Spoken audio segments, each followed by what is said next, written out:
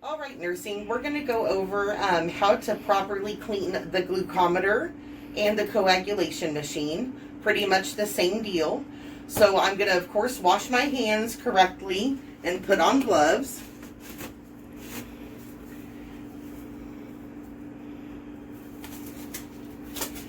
I'm going to place a clean barrier on my cart. This is to prevent my clean surface after I clean it from coming in contact with the dirty top of the cart. So this is my clean surface. I'm going to take out a sanitizing wipe. I am going to wipe the entire front, sides, back, and bottom. Then I am going to set it on my clean surface. This particular disinfectant wipe says to wait 30 seconds. So in the meantime, I'm going to take my dirty gloves off. I'm going to wash my hands and re-glove. Then once it's dry, per the manufacturer's recommendations, I am going to take it into the patient's room, do what I need to do. I'm going to come back out. It is still dirty. So I am going to lay it on the dirty surface of my cart. I am going to completely wipe it off again. The back, the top, the sides. Then I am going to place it on a clean surface again to allow it to dry. Then I can store it. I am also going to remove my gloves and wash my hands before I touch the machine because I don't want to contaminate it further. So for every resident, even when they have their own Accu-Chek machine in their room, the state wants us to do the exact same procedure before we use it and then we are finished.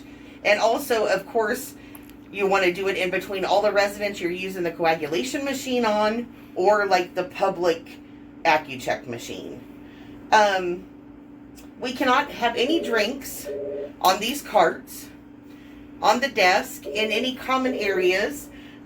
This is just to prevent spills on electronic things, or a resident that wanders could pick it up and drink. They will not allow us to have any kind of beverages. We need to keep them stored behind an approved area, like break room, outside, refrigerator with your name and date on it, anything like that. They also would not like us to set our meds up prior to administering them. I know pre-popping can be easy and faster, but we really need to take the time to look at the card, look at the screen, look at the resident at the same time. That way there's less mistakes being made. Pre-popping is not legal by the state. They want us to do each individual resident to wash our hands in between and make sure that we're doing it from the cart. We're going to talk about catheter care. Catheter care is very important. Everybody should be doing it once a shift and as needed. We do not use alcohol swabs on the catheter itself. You do use it to clean the bag after you're done emptying it. The bottom of the bag, the tube that sticks out, of course, we clean that with an alcohol swab, put it back in the bag. But catheter care itself is done with your washcloths or any kind of peri cloth that you're using at the time. You, of course, want to start at the very top and work at least 6 inches down on each side using a different area of your peri rag or washcloth. They will look for this. Do not use alcohol on the catheter itself. It could be damaging to it, and it also could burn the resident's skin. When we have a bed in a really low position and the person has a catheter, the bag has got to be above the level of the floor. It has to be below the level of the bladder and above the level of the floor. Even if it has a Dignity bag on it, it still cannot be touching the floor. Dignity bags should be on every resident when they come out of their room, on their catheter bags. And a lot of times it's a lot easier and better to look at if we put them on them while they're in bed. But just make sure your catheter bags are not coming in contact with the floor and they remain below the bladder of the resident.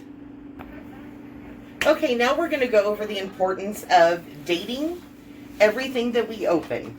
Everything that is not in a bubble pack should be dated when the vial was opened and initialed. We do have these stickers. They are available in the med room. They are green. They are available also in the CMT med room, the nurse med room, and I do use these quite a bit. We need to make sure that we are dating all insulins. I usually put a sticker on the box and the bottle itself. That way we know when our 28 days or 30 days, however long it's been open, that we have to get rid of it and replace it. Another thing that they look at is the glucose test strips. I came in today and this one has already been opened, but there is no date of when we opened it. So we need to make sure to date everything. Eye drops, breathing treatment boxes, any over-the-stock thing, any over-the-stock items such as this Tylenol. This Tylenol has been opened, but we have no date of when it's been opened, and they will look at that. We need to date inhalers. Anything that is not bubble packed should be dated. That way, they know when we opened it, we know when we opened it, and that way everybody's safer.